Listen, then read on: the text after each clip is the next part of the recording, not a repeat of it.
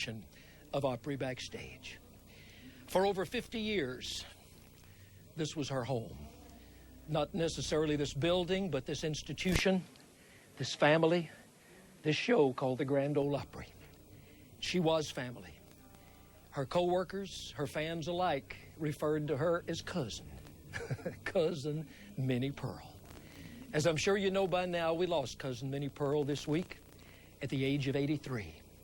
But tonight, inside the hallowed halls of the Mother Church of Country Music, even as we mourn her death, we celebrate her life, and we celebrate the marvelous impact that she had on us all.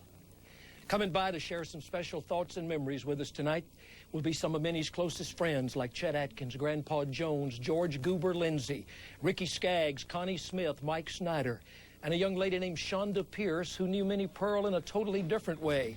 Shonda Pierce impersonated Minnie Pearl for years in the Opryland Show Park.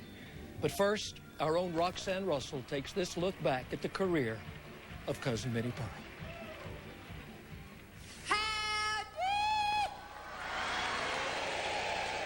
I'm just so proud to be here. Country music lost its favorite cousin this week. The world lost a good friend. Sarah Ophelia Colley Cannon, perhaps best known as Minnie Pearl. Oh, I just wish I could take all of you, every single one of you, down to Grinder's Switch with me where I live at. She did, almost every Saturday night. Mammy and brother and sister and Uncle Nabob and all of us. For over 50 years, Grand Ole Opry audiences were charmed by the man-hungry old maid who wove wonderful tales about the colorful characters of Grinder Switch. She used our imaginations, and she brought those characters to life. But I've always been thinking maybe he might get around to sort of getting me something, you know, for my left hand. So that there finger right there on my left hand. One time he said he was going to give me something with a lot of carrots in it. To give me a rabbit. Minnie Pearl never gave up on her lifelong quest of hooking a feller. Trying to hold me back just like trying to shoot off a cannon a little at a time. And although Sarah Cannon aged gracefully throughout the years, Minnie Pearl stayed young at heart. Every time my fella comes over to keep me company, sound like that old clock saying, take your time. Take your time. I want to get one of them there fast-ticking little clocks that goes, get together, get together, get together, get together. Over the course of her career, Minnie Pearl did get together with some stellar stars to bring us memorable moments. Yeah, I don't aim to brag, but there's two things that I sure can make. Yeah. And one of them's potato salad and the other one's coconut pie. Yeah. Which one's this? Brother, you know Uncle Nabob loves to go fishing. Oh, he does it to get out of work. Well, you know. Sure. He ain't a failure. He just started at the bottom and he likes it there. You know. Perhaps Minnie loved performing most with her very dear friend, Roy Acuff. It was worth the price of a ticket just to hear Roy introduce her.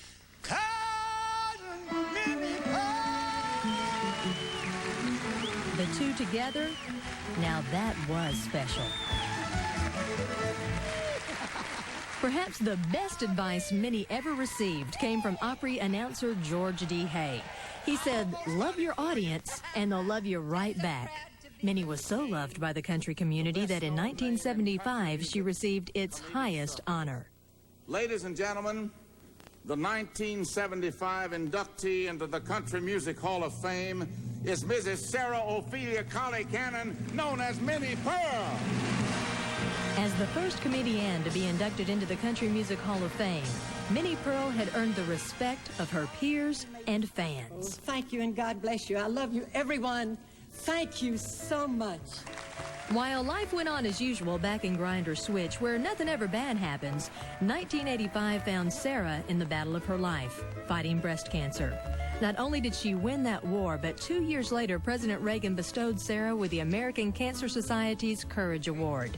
Even at the White House, the spirit of Minnie Pearl shone through. You are so cute. Well, now you just made my day. Minnie Pearl made it a habit of making your day. She left us a legacy of laughter. There's a fellow come up, he had a gun in his hand. He said, give me your money. I said, I haven't got no money. He said, well, he frisked me up and down. He said, you haven't got any money, have you? I said, no, but if you'll do that again, I'll write you a check. Sarah took the advice of her father and kept Minnie kind. And while the price tag on her trademark straw hat read $1.98, Minnie Pearl was priceless. Mike, this is your first night on the Grand Ole Opry, and don't you ever forget it. Okay. We will always remember Minnie Pearl. Her timeless, light-hearted anecdotes, her smile, her innocence in an age where innocence is hard to find. The essence of Minnie Pearl will forever live in our hearts. I saw the light, I saw the light, no more darkness, no more night. Now I'm so happy, no sorrow in sight. Praise the Lord, I saw the light. Minnie's favorite Bible verse was, make a joyful noise unto the Lord. After all, that's what she did all her life, make a joyful noise. There's no doubt where Minnie Pearl is right now, or what she's saying.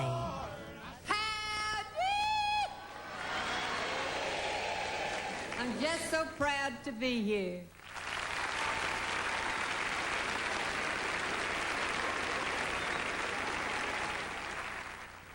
Wow. I've heard Connie Smith sing many times. I've never heard you sing any more beautifully than you sang at Minnie's service the other day. Wasn't easy, was it? That was my promise to her. She made me promise I'd sing in the garden. Really? Yeah. Was that her favorite hymn? Well, that's the one she wanted me to sing. She had talked to me several times, and I'd say, no, Minnie, you're going to sing for me. And finally, one night backstage at the Opry, she said, now, I want to know. I want to know. And so I said, you know, if there's any way possible, I promise I'll be there. Wow, you sang it so beautifully. A lot of fine musical help, too. Marty Stewart played the mandolin. Yes. You had some fiddle players and guitar players, but it was done in such good taste. Mm-hmm. Thanks. Ricky Skaggs was on the last show that Minnie Pearl did, the last concert. Last road show, that's right. Wow, where was that? It was Joliet, Illinois. Me and the Whites and Jimmy C. Newman was on the show. And it was just a real special time. I remember her setting me down, me and her and Keith Bilbrey and maybe a couple of guys in my band. It could have been my road manager or something, but she set me down in the lobby of the hotel we were all staying in, and she said, now, I just want to talk to you a minute. She said, I like you. She said, I like you a lot, and I want you to stay just like you are. Don't let this town change you. You're exactly what you're supposed to be. You're doing what you're supposed to do, and you've got a God-given talent, and you just always give him the glory for it, you know. And she was just so precious, you know. And, you know, I feel like if country music had a crown, Minnie is the pearl that's in the crown. And I knew I was going to be talking to you tonight, Bill, and I looked up in the encyclopedia, in the dictionary, the Webster's Dictionary for pearl. And you know, this just suits her to a T. A pearl is one that is very choice or precious, the finest or noblest of its kind, a supreme rarity. How perfect could that be for Minnie Pearl? I don't know. I don't think she had any idea that she would live that out in this life, that she would be all the things that Webster spoke about a pearl, but she is. What was the special thing, Ricky, as a young artist, that drew the young artist to Minnie and Minnie to the young artist? Dwight Yoakam, for example, I don't know how well he knew Minnie, but he sent her 50 roses on her 50th anniversary at the Opry. Garth Brooks named his daughter for Minnie Pearl. What was that special feeling between the young artists? Minnie was a mother that we didn't have. You know, we had a home mother that we could pick up the telephone and call Mom at home, but Minnie was our mom in town. She was the mother of country music. If Roy Acuff was the father, Minnie Pearl is the mother of country music, and she mothered so many people. I mean, she used to just worry about Hank Jr., and she'd talk about him, and she loved him so much, you know, would take care of him when Hank Sr. would sing backstage, and she was a mother, and she didn't have, you know, natural children. She didn't have, but she had a brood of children in this city. Did you ever go to her with problems and ask her how to solve them? No, but I always wanted to just sit at her feet and just listen to her. When I first came to Nashville, it's like you were talking about what made the young people go to her. I think almost always, without fail, she went to us first. She came to us and talked to us. When she saw someone new in the business, she would come to us individually and talk to us. Wow. And she, you know, when somebody gets a hold of your heart like Minnie did, you take them for your own. And she belongs to the world. Always will. You know, so. Bill, I heard you say today on the radio, I was listening to 650 WSM, and heard you talking with Benny Ray today about Minnie, about her coming up to you and telling you that she loves you. She did me the same way. Did she? She used to come up, she'd say, "I love you," and for the first 6 or 8 months that I was here at the Opry as a regular member, she'd say it first, and then the last couple of years I'd always beat her to it. I'd see her even down the hall, and I'd say, "I love you, Minnie," you know, and I would always say that to her. Well, she got into that particularly after she had the breast cancer, and she said, "I realize how precious life is. I realize we need to tell each other about that love," and she did, and she showed it, and she felt it. Thanks to both of y'all for being here, sharing your special memories of this special lady, Ricky Skaggs and Connie Smith. Throughout the show tonight, we're going to be going to our commercial breaks with little bumpers, little vignettes showing Minnie Pearl at her finest and her funniest, like this one from 1956. But I want you to know that one time Sister and me, we was in a tunnel, and it was on a train, and we was going through the tunnel. Yeah. And while we was in the tunnel, me and Sister sitting there just big as life and twice as natural. Just one of us by the other. And all of a sudden, there was a fella, when we got through on the other side of the tunnel, and he come in that train, and he had a handkerchief tied around the bottom part of his face, and he had a gun in his hand. No. Well, he did out there. And he said, "I'm going to rob all the men and kiss all the women." Did that scare your sister, Minnie? Scare Sister? She jumped up and said, "Oh, no, you can't do that." What'd you do, honey? I said, "Sit down, Sister. Who's robbing this train?" For how many years on Hee Haw? 22. Wow. You made an interesting comment to me the other day at Minnie's funeral service. You said, and this was hard for me to believe, you coming out of Jasper, Alabama, but you told me that you did not know much at one time about country humor. No, because I knew her before Hee Haw, and I didn't know how to do that stuff. I was in New York and Los Angeles, and then I came down here and she taught me how to do it. She taught me how to tell the worst jokes in the world and get a laugh. And you could do that, and we all stole from her. You know, like she said, the one joke I still use is guy's got his truck stuck under a bridge, and highway patrol comes up and said, "Are you stuck?" He said, "No, I'm trying to deliver this bridge, and I don't know where the fella lives." Well, then, what you're saying then that timing, she taught you timing? Well, not timing. It was to make the audience believe that you believe your joke. Oh, okay. You know, for instance, another one that I use of hers is a fellow goes down at the shoe store, says the clerk, "This shoe is too tight." He said, "Well, why don't you try it with the tongue out?" He said, "All right, that's too tight." We've got a clip here. I want you to watch this. This is one of the things that you and Minnie did on Hee Haw. This aired a while ago on the Hee Haw show. It's going to air again, I think, before the night's over. This is where Minnie's the school teacher. Can I just tell you that we really were the students. She didn't, by deportment, she wouldn't take anything off of us. Well, she was really the school marm. Yeah. Huh? Mm-hmm. Okay, watch this clip right here, and I'll ask you some more about it in a minute. Children! Now, the school superintendent is coming tomorrow, and I want him to see you at your very best. What do you reckon we should do? Have recess! Now, George, you're always upsetting this class. You better be more careful what you say. Well, you better be more careful when you write my report card next time. What do you mean? Well, my daddy says if I don't bring home better grades, somebody's gonna get spanked. Well, like I said, TNN's going to run 2 hours of Hee Haw tonight. That's from one that just ran a while ago. It'll run again a little bit later tonight, and I think we'll also have around 10 o'clock or so Eastern Time another look back at Hee Haw.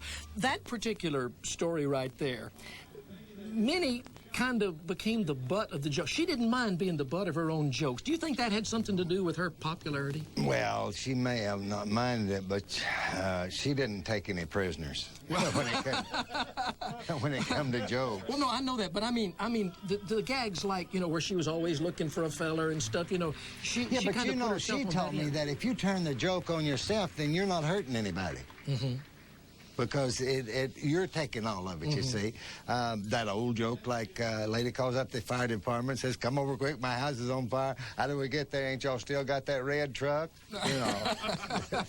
But it's those jokes that never, you always get a laugh. And she told me, she said, tell them like it's the first time you ever told it. And as she said, if you like them, they will like you. Well, that's what she got from George D. Hay. Love them, honey, and they'll love you back. George Lindsay, thank you so much for coming by and sharing some memories of the very special lady, Cousin Minnie Pearl, that we lost this week. Minnie Pearl would be at home in the world of presidents and kings, and yet she never lost that common touch. Watch this. So today I saw a handsome feller or two, and I flirted with him just for Lizzie, not for me. And then tonight at the barbecue, I seen some more handsome Texas fellers, and I flirted with them, just for Lizzie, not for me. But when I seen that handsome President Bush,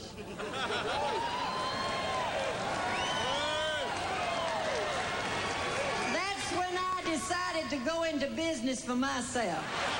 Backstage, we're live in Nashville. I'm Bill Anderson. Tonight, remembering the life of Cousin Minnie Pearl. I'm joined by Grandpa Jones and Chet Atkins, who together probably knew Minnie Pearl 100 years. You knew her 50, didn't you? Yeah.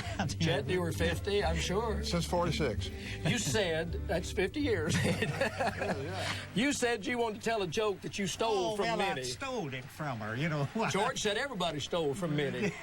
But she said probably she stole it from somebody else. Anyhow, it was. I'll tell it quick. Right. This old fella took his wife, never had been to town, and we took her in there, and they got her a nice motel, and about 9:30 she was screaming, and he run out there to where she is at and said, what in the world's the matter with you? And she said, well, you look over yonder in that window, there's a man over there taking a bath. And he looked over there, and he said, well, that's all right. That's one of them high windows, and you can't see. But from here up, she said, get on that trunk over there. I've heard her tell that story. You recorded some duet records with Minnie Pearl. Yes, and Chet was there, wasn't she? Yeah, I was telling him we should dig those up and release them again. One of them, he can remember one title, Papa Loves Mambo. Papa Loves Mambo, you know that. Oh, yeah. One of my favorites. We must have done 4, but I don't remember the others. I saw a story in the paper that said that Chet Atkins heard Minnie Pearl's first performance on the Grand Ole Opry. I did. I was down in Georgia without any electricity or anything, and I built myself a battery radio. It's a super regenerative. That's the kind that goes, ew. And I heard it the first time she was on, and I thought, she's all right. She played the piano and did I'm Jealous or one of those songs, and she was great. She tore them up. Well, now, she said in later years that she had a tendency to talk on top of the applause and the laughter, and that Roy Acuff came along and taught her timing and all of that. Everyone has to learn that. Chet, you knew Minnie Pearl not only as Minnie Pearl, but as Sarah Ophelia Cannon. Was there much difference between the two people? Oh, not a lot for me. No, I saw her one time in a restaurant, and I sent her a note. She didn't see me, and I said, but some of the guys used to pick up girls at the bus station in Knoxville, and I said, would you meet me at the bus station on the note? And she looked around and finally spied me, and she knew who sent it. So every time I'd see her in a restaurant, I'd send her a note of some kind and kid around with her. But the first time I came to Nashville is like the people were saying earlier. She came up to me and said, now, what's your name? I was with Red Foley, and she said, 1946, she says, you're just what we need at the Opry. She said, you play so well, and you're so wonderful, and I want to welcome you. And, of course, I loved her from then on. Well, see, that's what Connie and Ricky were talking about a while ago. They said that there's a clip of you and Minnie singing Have I Told You Lately That I Love You? How about that? Anniversary show. She reached out to the people, whereas she was this big star, but when the young performers would come here, she would reach out to them. She had a great personality, and she was so sophisticated and educated, and she read all the time. She was a brilliant gal, and She was just wonderful. And I tell you, Red Foley was the same way. He'd pick out some little something when he first met you, and he'd compliment you. Said, Chet, you play so good. You play that depot music. I love that. And, of course, I loved him. I worked with him for $50 a week, I think is what he paid me. That should be a lesson to all of us. We should reach out more in the spirit of Minnie Pearl. You should live for the moment, like Minnie did, and try to be nice and gentle and nice with everyone. Complimentary with everyone. And well, I wish I could do that, but I forget at times. No, you don't. You're one of the true bridges in Nashville between this business and the rest of the community, as was Minnie Pearl. Chet Atkins, Grandpa Jones, thanks to both of you for coming by and helping us remember tonight the very special lady that we lost this week, Cousin Minnie Pearl. Here's another clip from Minnie. Watch this. We'll be right back. And a reporter come down there from Nashville. He said, Granny, have you been pretty healthy all your life? And she said, yeah. He said, have you ever been bedridden?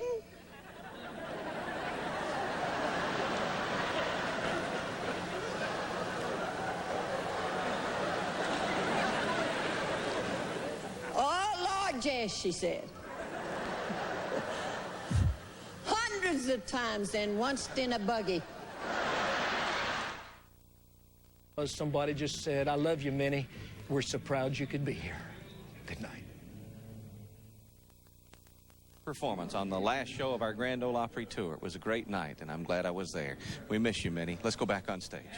Back to the stage here. We have a very special treat, as I mentioned, as we continue our Minnie Pearl salute and tribute here tonight, dedicating the show in her memory. We have some very talented ladies, members of our Grand Ole Opry cast, coming out to perform for you. They actually traveled as a unit, as a matter of fact, and they've done one European tour, which was very successful. But tonight they're here in Minnie's honor and in her memory.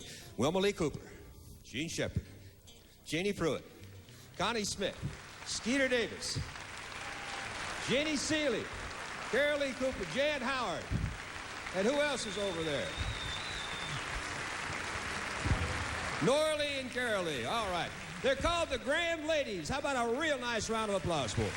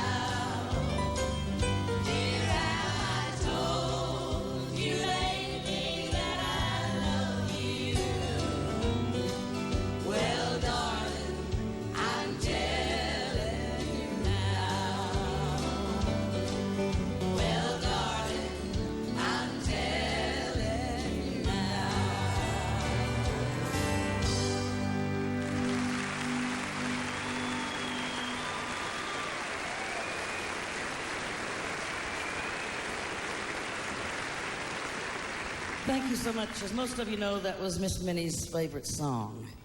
Miss Minnie meant a lot to everybody in country music. She meant a lot to the world. This next song was one of her favorite songs also. She used to sing this song a lot. Now, there can't none of the grand ladies dance like Miss Minnie could. But we're going to sing this song for her. And the reason we're holding these yellow roses, they were Miss Minnie's favorite rose. Y'all will remember this song as you heard her sing it many times.